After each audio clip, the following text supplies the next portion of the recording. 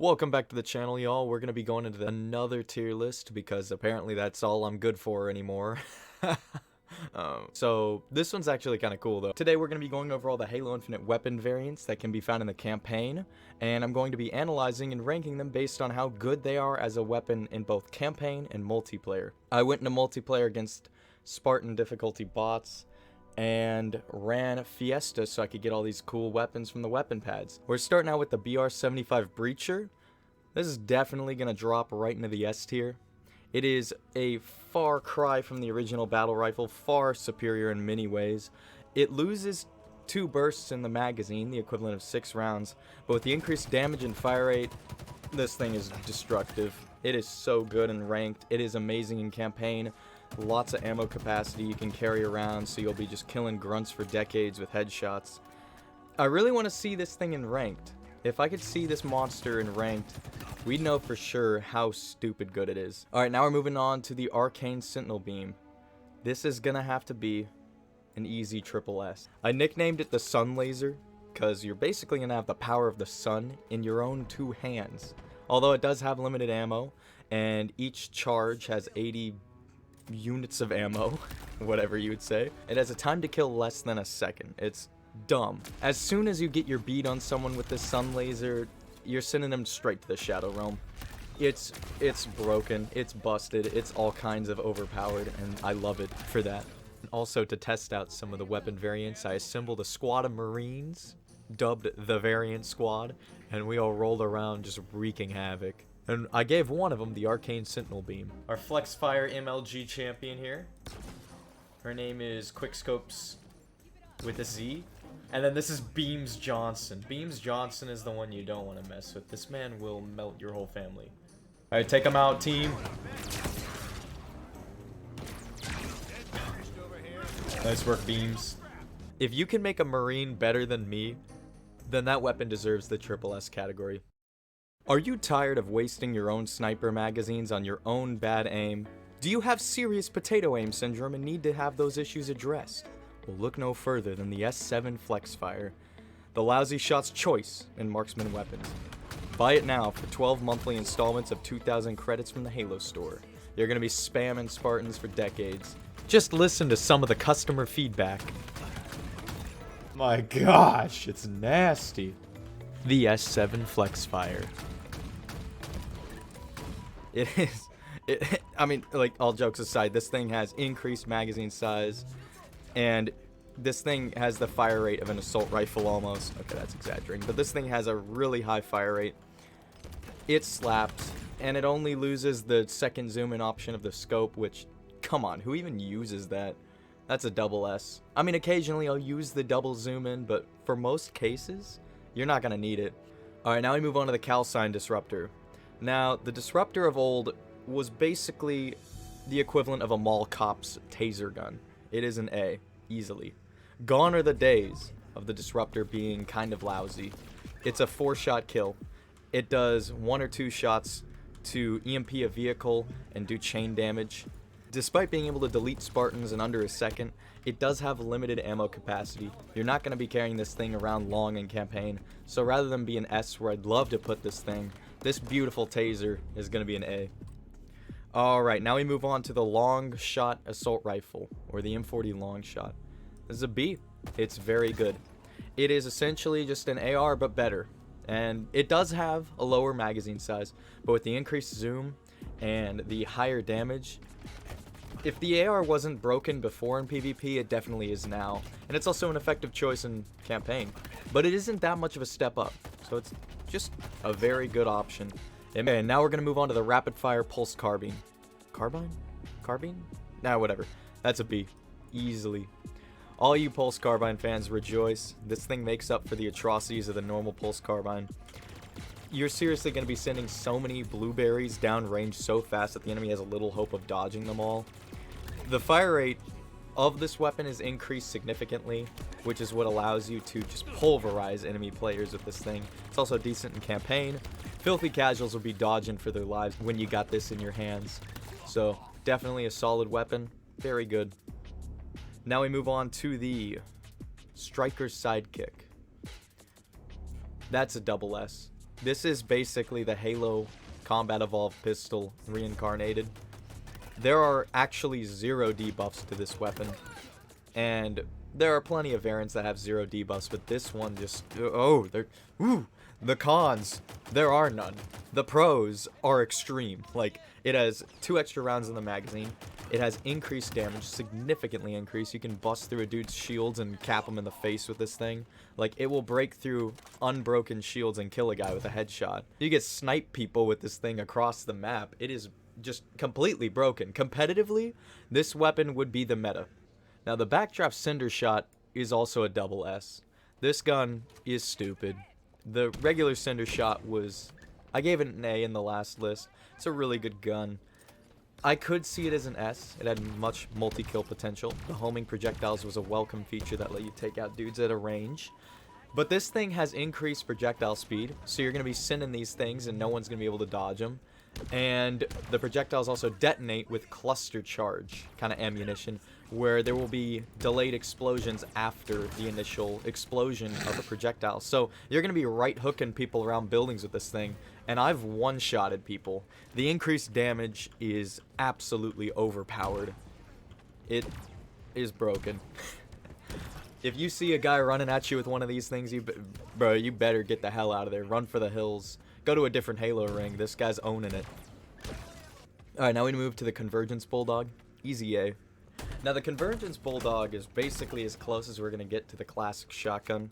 Someone definitely loaded this thing with slugs, because with the tighter pellet spread, you can kill people in 2 shots at further ranges than usually, and it's got an increased magazine capacity.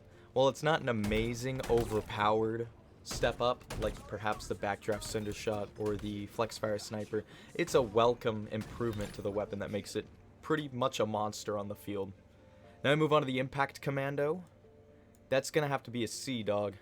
I mean, it turns the commando into a light machine gun. That's pretty much it. It doubles the ammo capacity, which is pretty cool. There's less intense recoil and upwards climb, but it is not any better from my experience than the standard commando. It's okay. I'll take it. Sometimes I'll pick it up, sometimes I'll just skip it. But, yeah, it's a good machine gun. I'm a fan of the normal commando. This one's a cool welcome addition, but isn't exactly what I would have liked from a variant of the commando. So, definitely a decent weapon for sure. Now I move on to the Duelist energy sword. Now, this energy sword variant is an energy sword, but it comes with an extra bump of cocaine with it. You're legit going to be a ninja. You're going to be flying around the map at increased speeds with this thing. It's just an energy sword, but better. That's an A. Makes you fast, and it does the exact same thing a normal sword would do, but it's got this cool blue finish. Ooh. Now we're moving on to the Scatterbound heatwave. Now, the normal heatwave I kind of dislike. This one I love. The Scatterbound heatwave is an easy A. This thing is good. The projectile speed is extreme.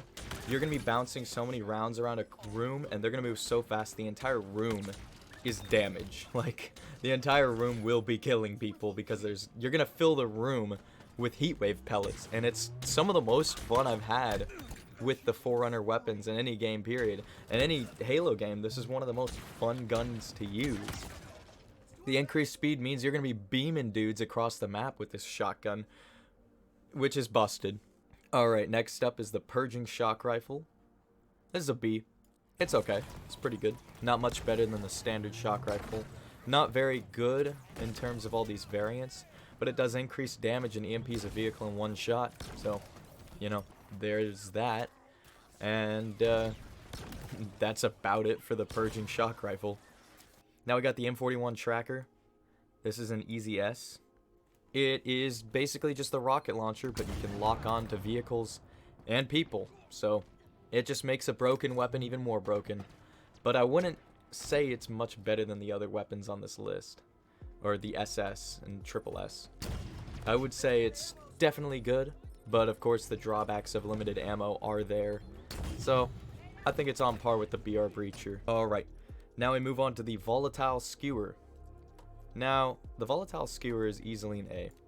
It's just a skewer, but it explodes. Which, on paper, that's something that I would love. I love the skewer, and this would be really awesome.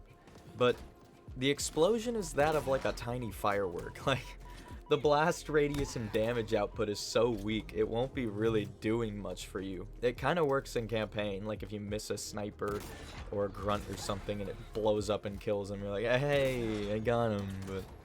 But really, I would have loved this gun like if it fired a doomsday projectile, like it hits the ground and just nukes half the halo ring. That would have been pretty sick, but also pretty broken. So it's gonna have to stand A. It's okay. It's a skewer, which is a great weapon. Now we got the Unbound plasma pistol. This is an F. It is just the plasma pistol's brain dead cousin. It is worse than the normal plasma pistol. The overcharge just sends a shotgun bolt that will break their shields, but is only really good at close quarters, strangely. So it gets the only thing that's good about this plasma pistol and replaces it with something worse. It's pretty garbage. It is definitely not that good. It is definitely really bad. I avoid this thing all the time. I tried to use it in PvP. I tried to get combo kills with it using battle rifles and magnums, but it's just a plasma pistol, but worse. What more is there to say? Alright. Now we got the Ravager Rebound. Now, when I graded the Ravager from the first tier list, I was really disappointed with it. And with this variant, it's very different. And I theorized, can there be a worse weapon than the Ravager? The Ravager said, hold my beer, and then let itself go. This thing is straight dumpster fire. It is worse than the standard gun. It is the saddest trick shot machine ever. It has these cool bouncing projectiles. Yeah, you can bounce around a corner, but it's a hit marker factory. It sucks. Kill it with fire. Get it out of here. Stalker rifle out.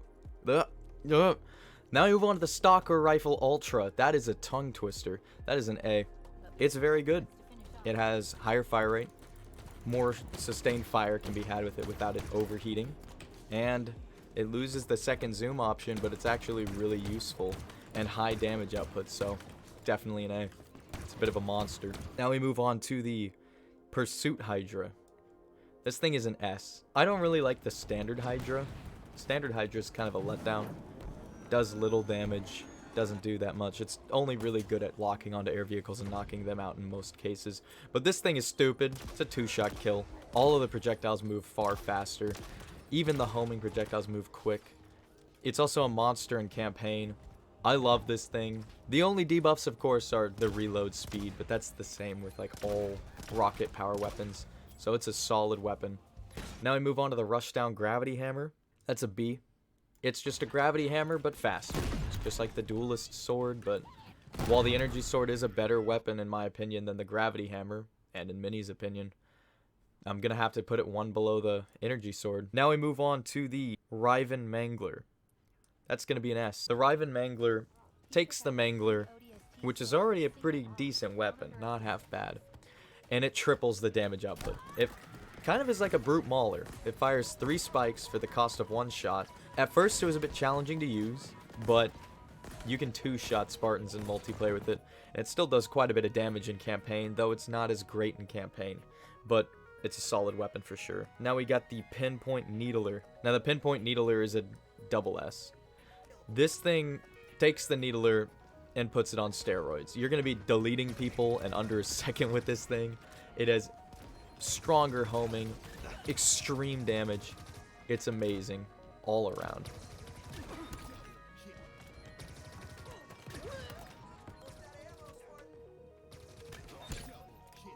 Now, we've taken care of all the ones you can acquire in multiplayer, but there's 2 campaign exclusive weapons. The first one is the Elite Bloodblade. That's going to be an A. The Elite Bloodblade is the edgier, emo version of the energy sword, but it actually does a lot more damage. Also disintegrates opponents, which is just awesome. You're going to be feeling like an assassin with this thing. It does extreme amounts of damage against bosses and any high shielded enemy player or enemy character. So certainly do not pass this weapon up. It's great. Speaking of melee weapons, we have the Diminisher of Hope, which is definitely going to be in the double S category. This thing is a monster, like for real. It has such an insane damage radius. You're going to be killing grunts and brutes while swinging from another planet. It's ridiculous. This thing one-shots. It's broken. What more is there to be said?